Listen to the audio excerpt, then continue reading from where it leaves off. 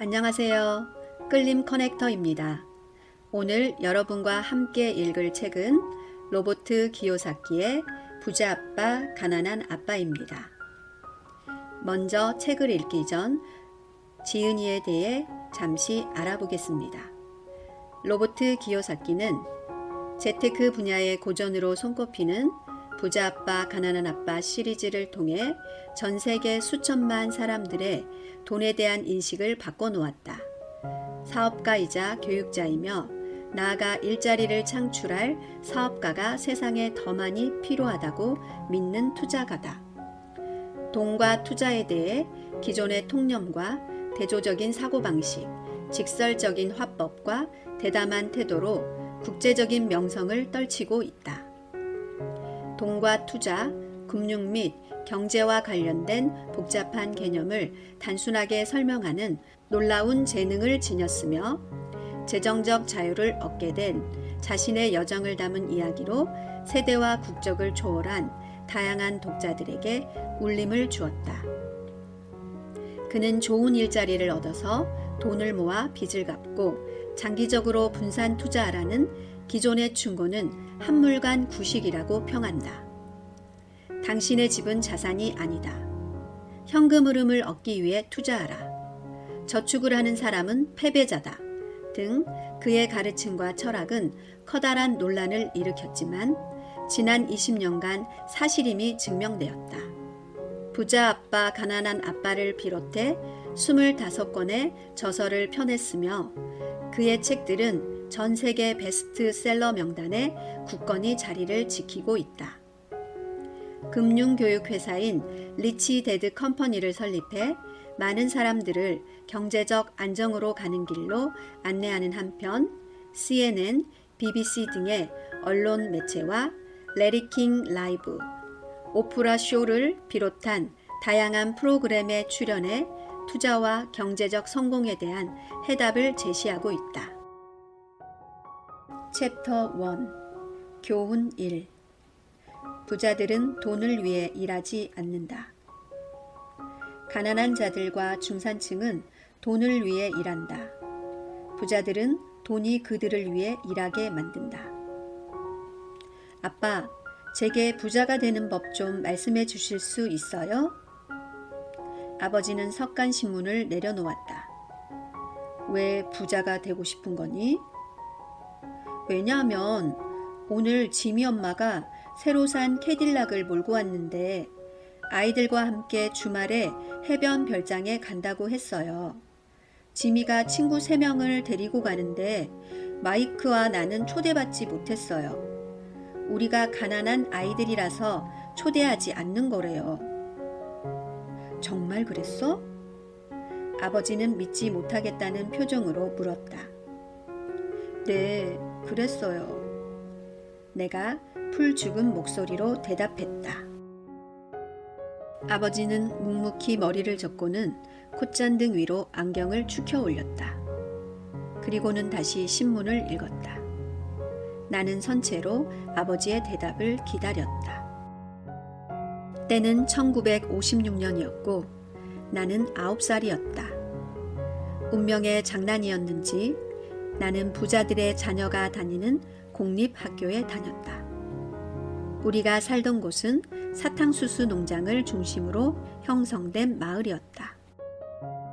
그 대규모 농장의 관리인과 의사, 사업가, 은행가 같은 부유한 사람들은 이 6년제 초등학교에 아이들을 보냈다. 그 아이들은 졸업 후 대개 사립 중고등학교로 진학했다.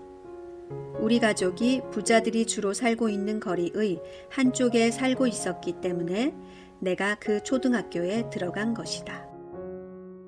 우리가 그 거리의 건너편에 살았더라면 나는 나와 비슷한 처지의 아이들이 다니는 다른 학교에 들어갔을 것이다.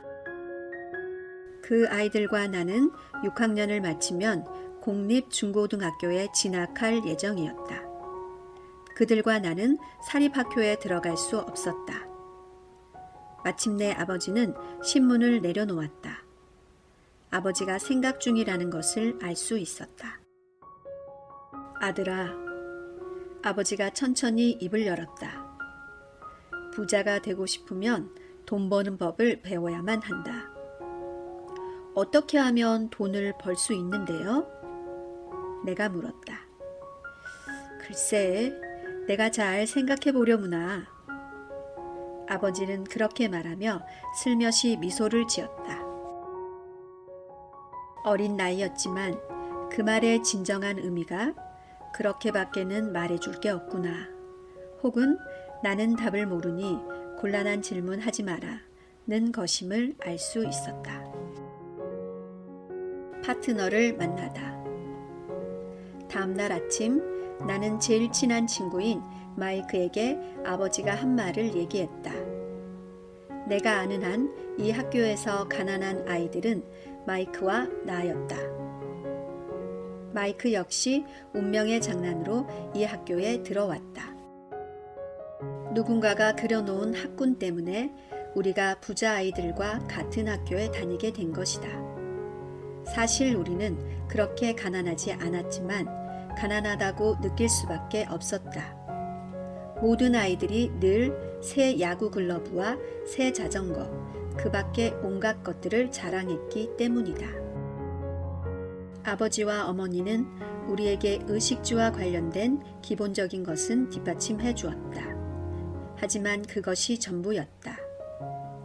아버지는 이렇게 얘기하곤 했다. 갖고 싶은 게 있으면 내 스스로 일을 해서 얻도록 해라. 갖고 싶은 것은 많았지만 9살 난 아이가 할 수 있는 일은 많지 않았다. 그럼 우리가 뭘 해서 돈을 벌 수 있을까? 마이크가 물었다. 나도 잘 몰라. 내가 말했다. 하지만 너 나랑 파트너가 되지 않을래? 그렇게 해서 그 토요일 아침에 마이크는 내 최초의 사업 파트너가 되었다. 우리는 오전 내내 머리를 쥐어짜며 돈 벌 방법을 궁리했다.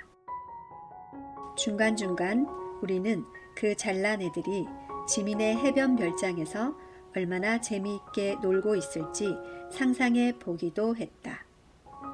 마음이 조금 쓰라렸지만 그 쓰라림은 약이 되었다. 그 때문에 계속해서 돈 버는 방법을 연구했기에 하는 말이다. 마침내 그날 오후 번쩍이는 아이디어 하나가 떠올랐다. 마이크가 어떤 과학책에서 읽고 생각해낸 아이디어였다. 우리는 흥분에 들떠 악수를 나누었다. 이제 진정한 사업을 시작할 수 있게 된 것이다.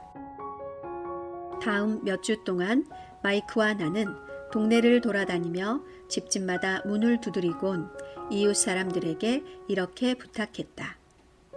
다 쓴 치약 튜브를 모아서 저희에게 주실 수 있나요? 대부분의 어른들은 의아한 표정을 지었지만 웃으면서 동의했다. 몇몇 어른들은 무엇 때문에 그러는지 물었다. 그러면 우리는 이렇게 대답했다. 말씀드릴 수가 없어요. 사업 기밀이거든요. 어머니가 당혹스러워하는 가운데 몇 주가 지나갔다. 우리는 어머니가 사용하는 세탁기 근처에 자재를 모아놓는 장소를 마련했다. 한때 케첩병들이 들어있던 갈색 마분지 상자 속에 다 쓴 치약 튜브들이 쌓이기 시작했다. 마침내 어머니가 단호하게 막아섰다. 이웃들의 더럽고 찌그러진 치약 튜브들이 쌓이는 모습에 심기가 불편해진 것이다. 너희들 도대체 뭐 하는 거니? 어머니가 물었다. 사업 기밀이니 어쩌니 하는 소리 말아라. 이 쓰레기들을 어떻게든 처리하지 않으면 전부 갖다 버릴 테니까. 마이크와 나는 두 손 모아 싹싹 빌었다. 곧 충분한 자재가 모일 거고 그러면 바로 생산에 들어갈 거라고 설명했다. 이제 두세 집에서만 튜브가 나오면 준비 완료라고 덧붙였다. 어머니는 마지못해 일주일의 시간을 주었다. 제품 생산 개시 일자가 앞당겨졌고 압력도 가중되었다. 나의 첫 번째 파트너십이 바로 우리 어머니로 인해 무산될 위기에 처했다. 마이크는 이웃들을 찾아다니며 치과 의사도 양치질을 자주 할 것을 권장하니 빨리빨리 치약을 다 써버리라고 재촉했다. 나는 생산 라인을 설치하기 시작했다. 어느 날 아버지가 친구 한 분과 차를 몰고 집으로 들어오다가 9살짜리 꼬맹이 둘이 진입로에서 생산 라인을 최대 속도로 가동시키고 있는 것을 목격했다. 여기저기에 하얀 가루가 널려 있었다. 긴 탁자 위에는 학교에서 가져온 작은 우유팩들이 놓여 있었고 우리 가족의 일본식 화로가 벌겋게 달아오른 숯불로 타오르고 있었다. 아버지는 차를 진입로 입구에 세워놓고 조심스럽게 걸어왔다. 차고로 가는 길이 생산 라인으로 막혀 있었기 때문이었다. 아버지와 친구분은 가까이 다가와서 숯불에 올려놓은 쇠 냄비 속에서 치약 튜브들이 녹고 있는 모습을 보았다. 당시에는 치약 튜브가 플라스틱이 아닌 납으로 만들어졌다. 우리는 먼저 치를 태워 없앤 후 튜브를 쇠 냄비에 차례로 넣었다. 튜브들은 녹아서 용액이 되었고 우리는 냄비 집게로 냄비를 들어올려 납 용액을 우유팩 상단의 작은 구멍으로 부었다. 우유팩 속에는 석고틀이 들어 있었다. 우리의 생산 라인 주변은 마치 눈폭탄이라도 맞은 듯 보였다. 내가 급히 서두르다가 석고 분말 봉지를 발로 찼기 때문이었다. 우유팩은 석고틀의 외부 용기 역할을 했다. 아버지와 친구분은 우리가 조심스럽게 석고틀 상단에 구멍에 용액을 부어 넣는 장면을 지켜보았다. 조심해라, 아버지가 말했다. 나는 올려다보지도 않은 채 고개만 끄덕였다. 마침내 작업이 끝난 후 나는 쇠냄비를 내려놓고 아버지를 쳐다보며 미소를 지었다. 너희들 지금 뭐 하는 거니? 아버지가 걱정과 호기심이 섞인 표정으로 물었다. 아버지가 얘기하신 일을 하는 중이에요. 우린 곧 부자가 될 거예요. 맞아요. 마이크가 이렇게 말하며 싱긋 웃곤 고개를 끄덕였다. 우린 동업자예요. 그런데 그 틀 속에 든 게 뭐니? 아버지가 물었다. 한번 보세요. 내가 말했다. 아주 멋진 제품이 나올 거예요.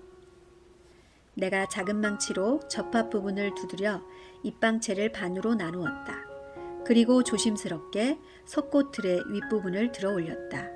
그러자 납으로 된 니켈 하나가 떨어졌다. 오, 이런. 아버지가 말했다. 납으로 니켈을 만들고 있었구나. 맞아요. 마이크가 말했다. 말씀하신 대로 돈을 만들고 있어요. 아버지의 친구분이 너털 웃음을 터뜨렸다. 아버지는 어이없다는 듯 웃으며 고개를 저었다. 바로 앞에서 두 소년이 한 상자 분량의 다 쓴 치약 튜브와 화로를 넣고 하얀 가루를 뒤집어 쓴 채 돈을 만들면서 입이 찢어져라 웃고 있었던 것이다. 아버지가 우리에게 다 내려놓고 현관 계단에 앉아 얘기 좀 하자고 말했다. 아버지는 미소 띤 얼굴로 위조라는 단어의 뜻을 차분히 설명했다. 우리의 꿈은 무너졌다. 그럼 이게 불법이란 말인가요? 마이크가 떨리는 목소리로 물었다. 그냥 내버려 두지 그래. 아버지의 친구분이 말했다. 그쪽 방면에 타고난 재능이 있는지도 모르잖아. 아버지가 친구분을 노려보았다. 그래, 불법이란다. 아버지가 부드럽게 말했다. 하지만 너희들은 멋진 독창성과 아이디어를 보여주었구나. 그런 점은 살려나가는 게 좋다. 나는 너희들이 자랑스럽다. 실망한 마이크와 나는 20분쯤 말없이 앉아있다가 어지럽혀진 현장을 치우기 시작했다. 우리의 사업은 그렇게 첫날에 끝나고 말았다. 분말을 쓸면서 나는 마이크를 쳐다보며 말했다. 지미와 걔네 친구들의 말이 맞는 것 같아. 우리는 가난해. 아버지가 막 자리를 뜨려다가 그 말을 들었다. 얘들아, 너희들은 포기할 때만 가난한 거란다. 가장 중요한 것은 너희가 무언가를 실행했다는 점이다. 대부분의 사람들은 말로만 부자가 되는 꿈을 꾼다. 그런데 너희들은 무언가를 직접 행동에 옮겼지. 그런 너희들이 무척이나 자랑스럽구나. 다시 얘기하마. 그런 점은 계속 살려나가야 한다. 포기하지 말아라. 마이크와 나는 묵묵히 서 있었다. 다 좋은 말이었지만 우리는 여전히 무엇을 해야 할지 몰랐다. 그런데 아버지는 왜 부자가 아닌가요? 내가 물었다. 그건 내가 교사가 되는 것을 택했기 때문이지. 학교 교사는 부자가 되는 것에 그다지 신경 쓰지 않는단다. 그저 가르치는 것을 좋아할 뿐이지. 내게 도움이 되었으면 좋겠지만 나도 돈 버는 법에 대해서는 별로 아는 게 없단다. 마이크와 나는 몸을 돌려 계속 작업장을 치웠다. 좋다. 아버지가 말했다.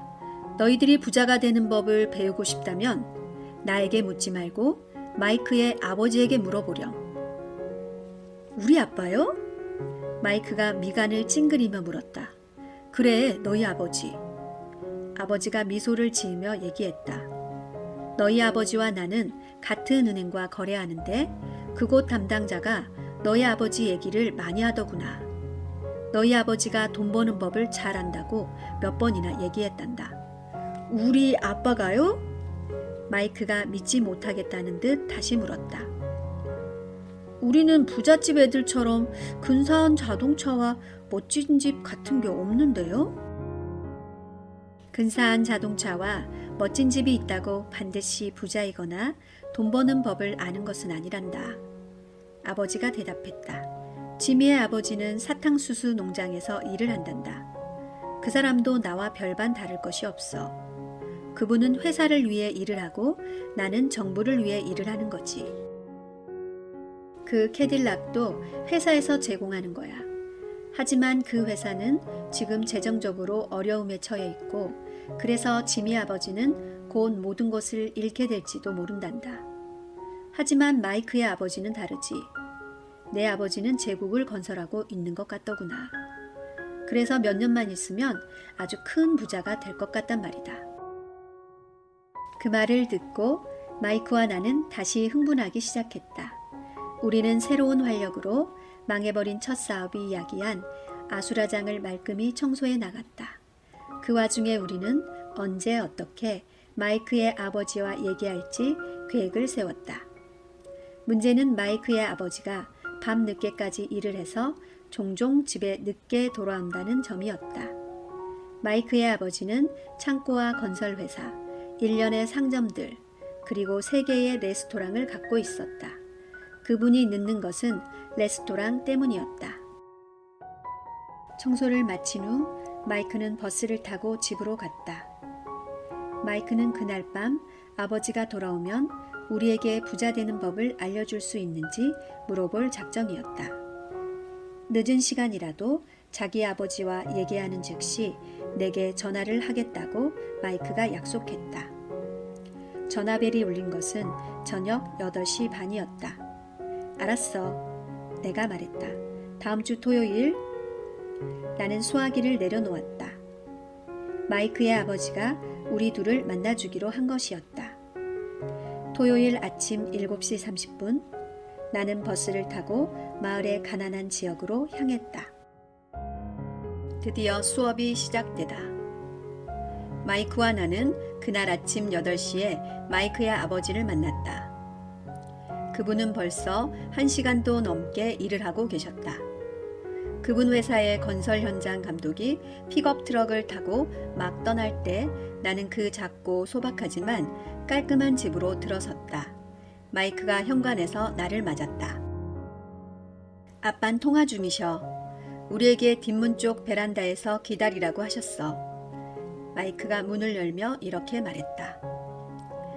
내가 그 오래된 집에 문지방을 넘을 때 낡은 목재 바닥이 삐걱거리는 소리를 냈다. 문 안쪽으로 값싼 양탄자가 깔려 있었다. 양탄자는 그 바닥이 견뎌낸 무수한 발자국의 흔적을 감추기 위한 용도인 것 같았다. 깨끗하기는 했지만 바꿀 때가 된 양탄자였다. 나는 갑갑함을 느끼며 좁은 거실로 들어갔다. 거실에는 골동품이나 다름없는 낡고 캐캐 묵은 가구들이 놓여 있었고 소파에는 여자 두 분이 앉아 있었다. 우리 어머니보다 나이가 조금 더 들어 보였다.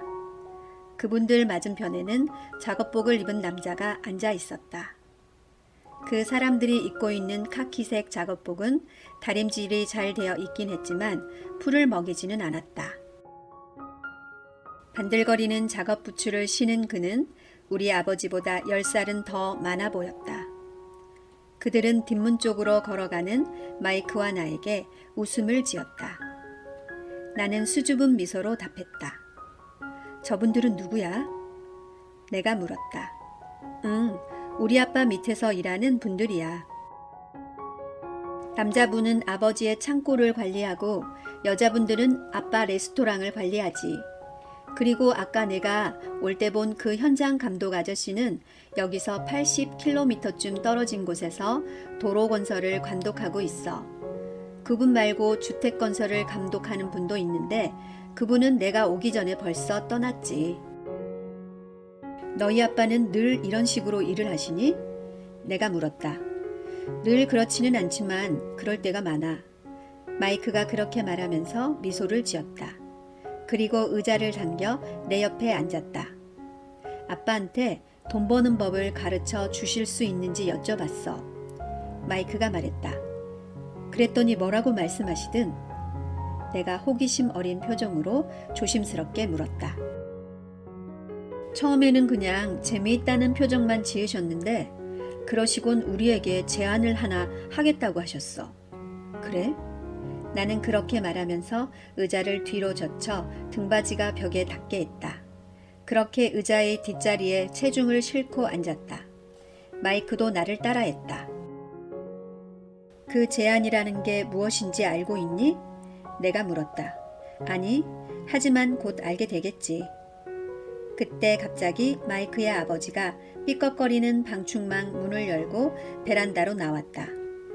마이크와 나는 벌떡 일어섰다. 존경심 때문이 아니라 놀랐기 때문이었다. 준비됐니 꼬마들? 마이크의 아버지는 그렇게 물으면서 의자를 당겨 우리 쪽을 향해 앉았다. 우리는 고개를 끄덕이며 벽에 기댄 의자를 당겨 마주보고 앉았다. 마이크의 아버지는 키가 180cm 이상인 데다가 몸무게도 90kg이 넘어 보였다. 우리 아버지는 마이크의 아버지보다 키가 컸으며 몸무게는 비슷했고 나이는 5살 많았다. 두 분은 외모는 비슷했지만 인종상으로는 같지 않았다. 아마 기운이 넘친다는 점은 비슷했을 것이다. 마이크가 그러던데 돈 버는 법을 배우고 싶다며? 내 말이 맞니, 로버트? 나는 재빨리 고개를 끄덕였다. 하지만 왠지 조금 두려움이 일었다. 그분의 말과 미소 뒤로 엄청난 힘이 느껴졌다. 좋아. 그렇다면 내가 너희들에게 제안을 하나 하겠다. 난 너희들을 가르치겠지만 교실 수업과는 다른 방식으로 가르칠 거다. 너희들이 나를 위해 일을 하면 내가 너희들을 가르치지. 너희들이 나를 위해 일을 하지 않으면 나도 가르치지 않겠다. 너희들이 일을 해야 내가 더 빨리 가르칠 수 있고 너희들이 학교에서처럼 그냥 앉아서 듣기만 하면 내가 시간을 낭비하게 되기 때문이다. 이게 내 제안이다.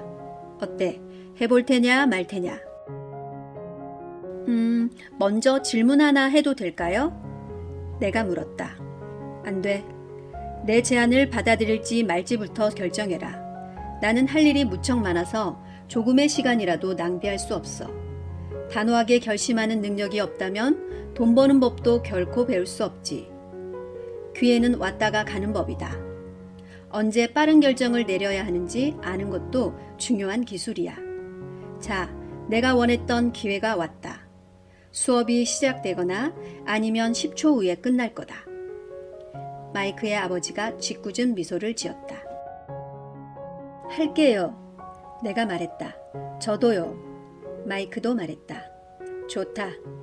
마이크의 아버지가 말했다. 마틴 여사가 10분쯤 후에 올 거다. 내가 그분과 얘기를 끝내면 너희들은 그분과 함께 차를 타고 내 가게로 가거라. 거기서 일을 시작하는 거야. 보수는 1시간에 10센트고 매주 토요일마다 3시간씩 일을 하는 거다.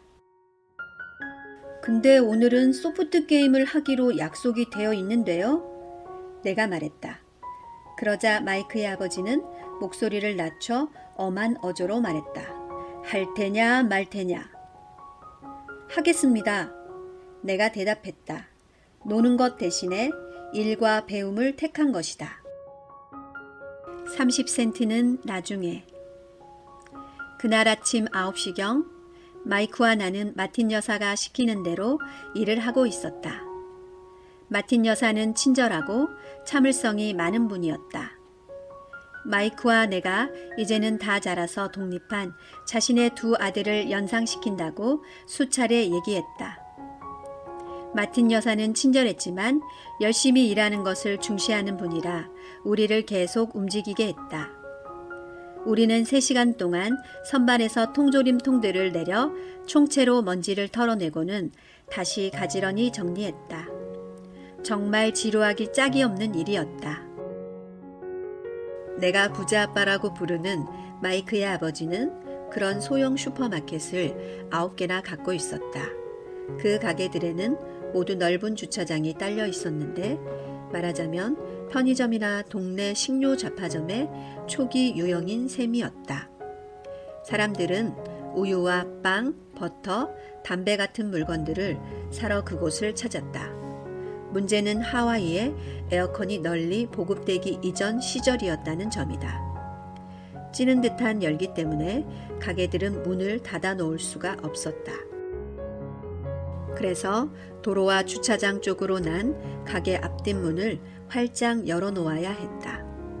자동차가 지나가거나 주차장에 들어올 때마다 먼지가 풀풀 날려 가게로 들어왔다. 결국 우리에게 주어진 것은 에어컨이 없던 시절에나 존재할 수 있었던 일자리였던 셈이다. 마이크와 나는 3주 동안 마틴 여사의 지시를 받으며 3시간씩 일을 했다. 종호쯤이면 일이 끝났고 그러면 마틴 여사는 우리 각각의 손에 10센트짜리 동전을 3개씩 떨어뜨렸다. 아무리 때가 1950년대 중반이고 우리가 9살짜리 꼬마들이라 해도 30센트는 그리 흡족한 돈이 아니었다. 그 시절 만화책 한 권이 10센트였으며 나는 대개 그 돈을 만화책 사는데 소비하고는 집에 돌아왔다. 그렇게 4주째가 되던 수요일 나는 그 일을 그만두기로 마음먹었다. 내가 일을 하겠다고 한 것은 마이크의 아버지에게 돈 버는 법을 배우고 싶어서였다. 그런데 1시간에 10센트를 받으며 노예처럼 일을 하고 있었다. 게다가 그 첫 번째 토요일 이후로 마이크의 아버지는 단 한 번도 보지 못했다. 나 그만둘 거야. 점심시간에 마이크에게 말했다. 지루한 학교 생활에 토요일을 기다리는 낭마저 사라진 터였다. 하지만 정말로 나를 실망케 한 것은 30센트라는 보수였다. 그러자 마이크가 미소를 지었다. 왜 웃는 거야? 내가 분노와 좌절감으로 물었다. 이렇게 될 거라고 아빠가 그러셨거든. 내가 그만두겠다고 하면 데려오라 하셨어. 뭐야? 내가 분개하며 말했다. 내가 지쳐서 이렇게 나오길 기다리고 계셨다고? 그런 셈이지. 마이크가 말했다. 우리 아빠는 좀 다르신 분이셔. 너희 아빠랑은 다른 방식으로 가르치시지. 너희 부모님은 훈계를 많이 하시는 편이잖아? 하지만 우리 아빠는 말씀이 별로 없는 편이야. 이번 토요일까지 기다려봐. 내가 준비가 되었다고 아빠한테 말씀드릴게. 그렇다면 내가 지금까지 조종당하고 있었다는 거야? 아니 뭐 꼭 그런 건 아니지만 어쩌면 그런 건지도. 아빠가 토요일에 설명해 주실 거야. 토요일 기다리고 기다리다가 나는 마이크의 아버지에게 맞설 준비가 되어 있었다. 내 진짜 아버지도 부자 아버지에게 화가 나 있었다. 내가 가난한 아빠라고 칭하는 나의 진짜 아버지는 부자 아버지가 미성년 노동법을 위반하고 있으며 따라서 조사를 받아야 한다고 생각했다. 공부를 많이 한 나의 가난한 아버지는 내가 마땅히 받아야 할 수준을 요구해야 한다고 말했다. 적어도 시간당 25센트는 받아야 한다는 것이 그의 생각이었다. 가난한 아버지는 그렇게 올려주지 않으면 즉시 그만두라고 말했다. 어쨌든 그런 빌어먹을 일자리가 내게 꼭 필요한 것도 아니잖니. 가난한 아버지는 분노에 찬 목소리로 이렇게 얘기했다. 토요일 아침 8시 나는 마이크의 아버지가 열어준 문을 통해 마이크네 집에 발을 들여놓았다. 자리에 앉아 기다리도록 해라. 내가 들어서자 마이크의 아버지가 말했다. 그분은 몸을 돌려 침실 옆에 작은 사무실로 사라졌다. 주변을 둘러보았지만 마이크는 보이지 않았다. 나는 어색함을 느끼며 4주 전에 그곳에서 봤던 두 여자분 옆에 조심스럽게 앉았다. 두 분은 미소를 지으며 조금씩 움직여 내가 앉을 자리를 내주었다. 45분이 흘러갔고 나는 열불이 나기 시작했다. 두 여자분은 이미 마이크의 아버지를 만나고 30분 전에 떠난 상태였다. 나이 많은 신사 한 분도 20분 동안 머물다 가버렸다. 텅 빈 집에 나 혼자 앉아 있었다. 맑고 아름다운 하와이의 토요일에 사양 냄새 나는 칙칙한 거실에 홀로 앉아 아이들을 착취하는 구두쇠와 얘기하려고 기다리고 있었다. 마이크의 아버지가 사무실에서 부스럭거리며 움직이는 소리, 전화로 얘기하는 소리 등이 들렸다. 그는 그렇게 나를 무시하고 있었다. 그냥 가버릴까 하는 생각이 들었다.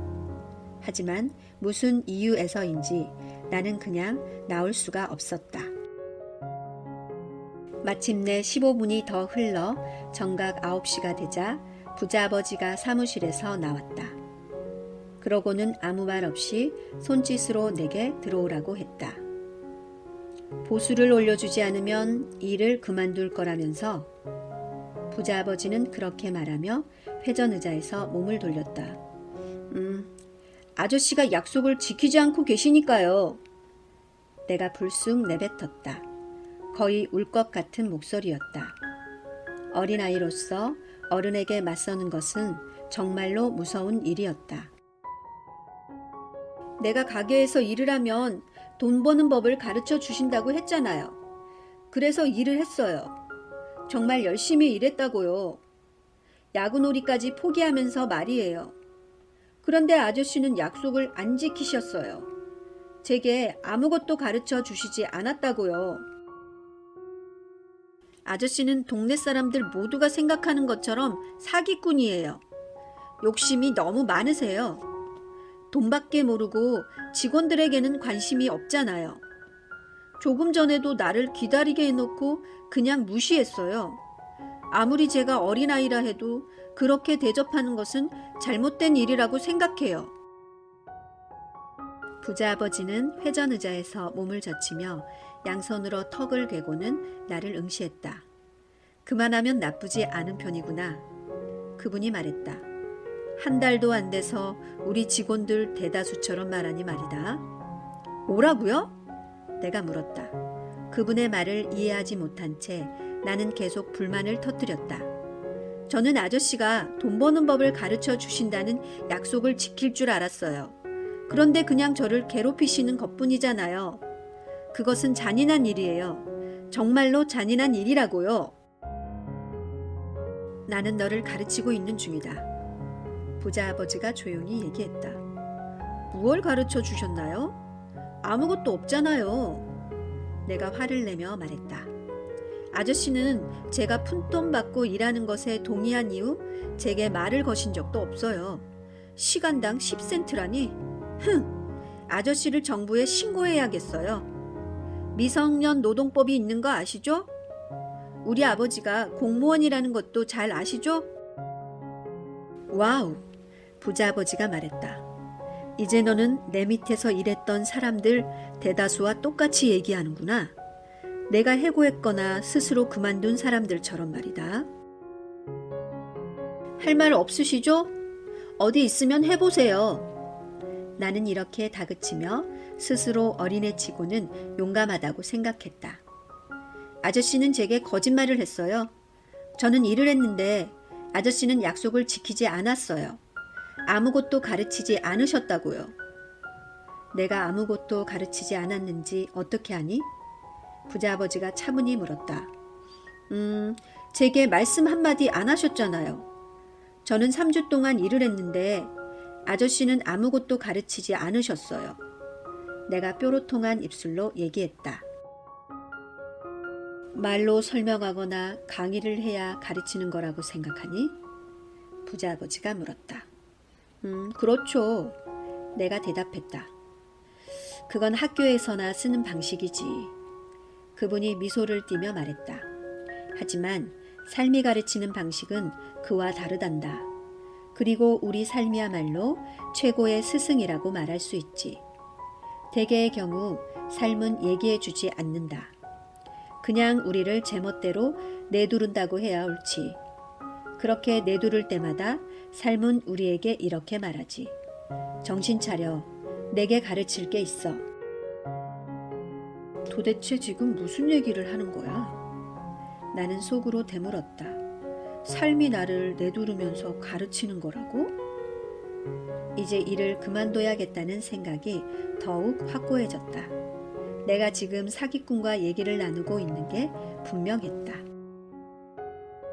삶의 교훈을 배우면 더 잘 살 수 있단다. 그렇지 않으면 계속해서 삶에 내둘리게 될 뿐이지. 사람들은 대개 두 가지 반응을 보인단다. 어떤 사람들은 삶이 자신을 내두르도록 내버려두고 어떤 사람들은 화를 내며 덤벼든다는 얘기다. 하지만 그들은 상사나 일자리 혹은 남편이나 아내에게 덤벼들지. 자신을 내두르고 있는 게 삶이라는 사실을 모르기 때문이야. 나는 그분의 얘기를 도통 이해할 수 없었다. 삶은 우리 모두를 내두른단다. 어떤 사람들은 포기하고 어떤 사람들은 싸우는데 몇몇 사람들은 뭔가를 배워서 앞으로 나아가지. 이런 사람들은 삶이 자신을 내두르는 것을 오히려 환영한단다. 이런 소수의 사람들에게는 그것이 무언가 배워야 할 필요가 있음을 의미하기 때문이지.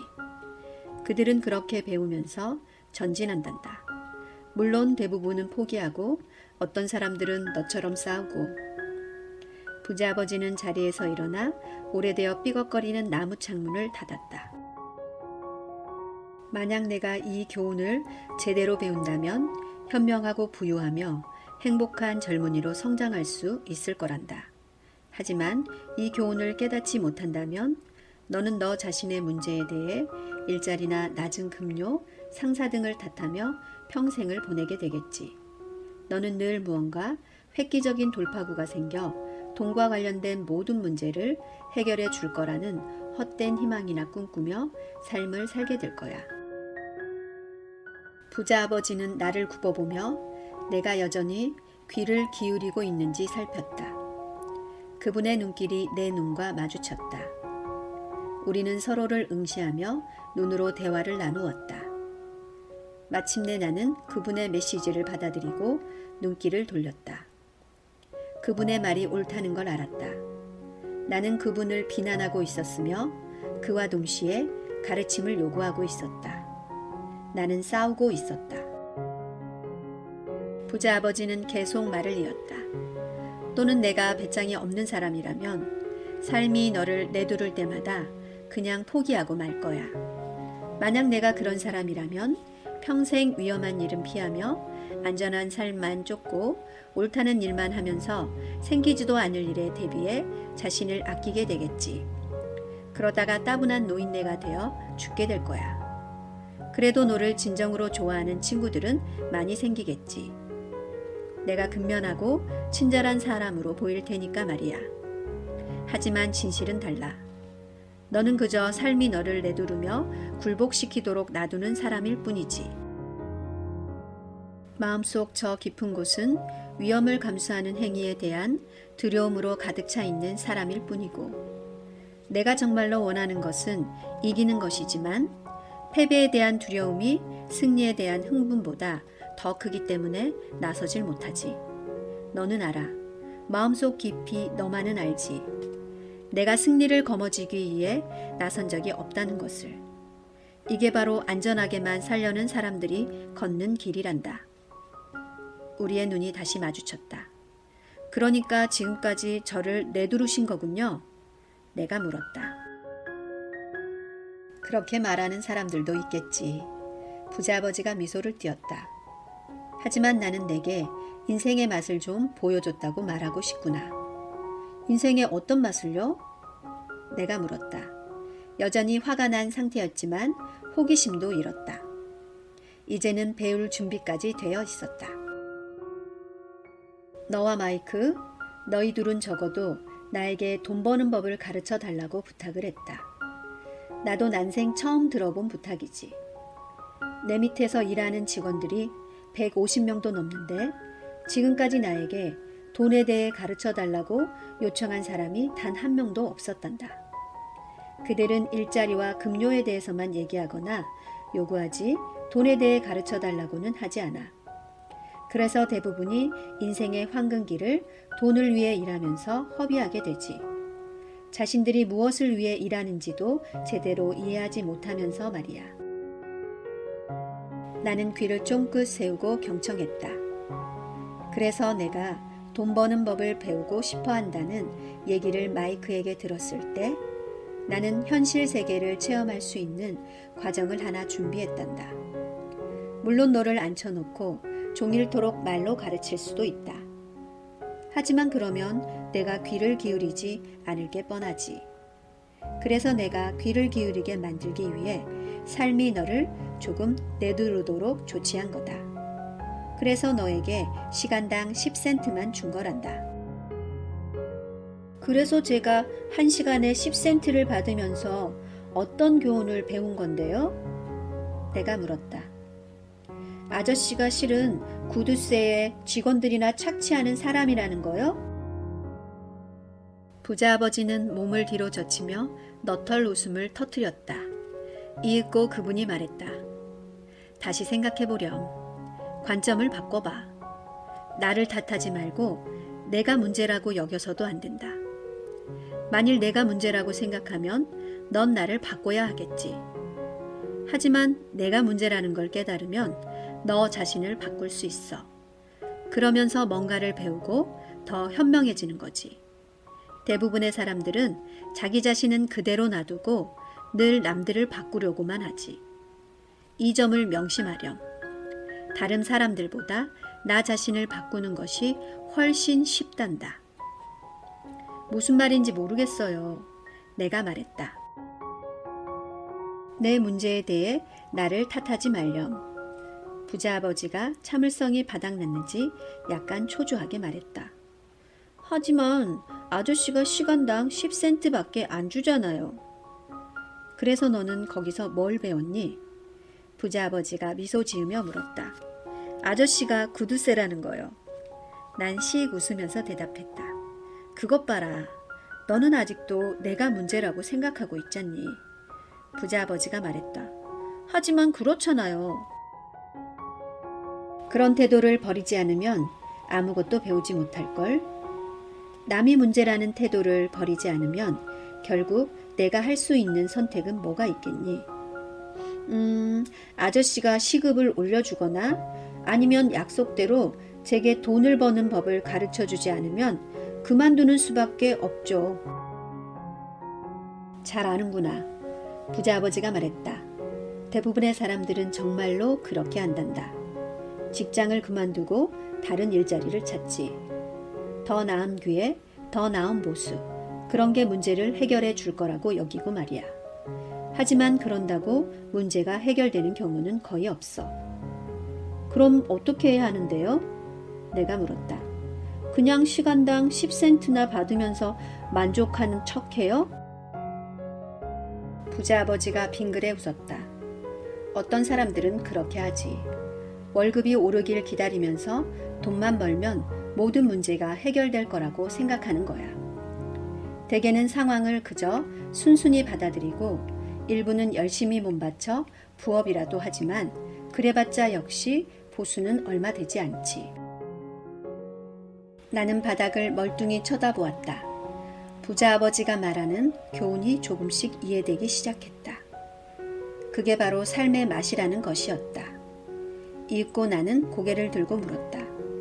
그럼 어떻게 해야 문제를 해결할 수 있나요? 이걸 써야지. 부자아버지가 몸을 기울이더니 내 머리를 가볍게 토닥거렸다. 여기 달린 내 머리 말이다. 그런 다음 부자아버지는 자신과 내 가난한 아버지 그리고 직원들의 길을 가르는 핵심적인 사고방식을 알려주었다. 그러한 관점을 통해 부자아버지는 하와이에서 가장 큰 부자 중 한 명이 되었고 학식은 높지만 가난한 내 아버지는 늘 금전적으로 시달렸다. 하나의 관점이 두 사람의 운명을 결정지은 것이다. 부자아버지는 그런 관점을 몇 번이고 강조하곤 했는데 나는 그것을 첫 번째 교훈이라고 부른다. 가난한 사람들과 중산층은 돈을 위해 일한다. 부자들은 돈이 자신을 위해 일하게 만든다.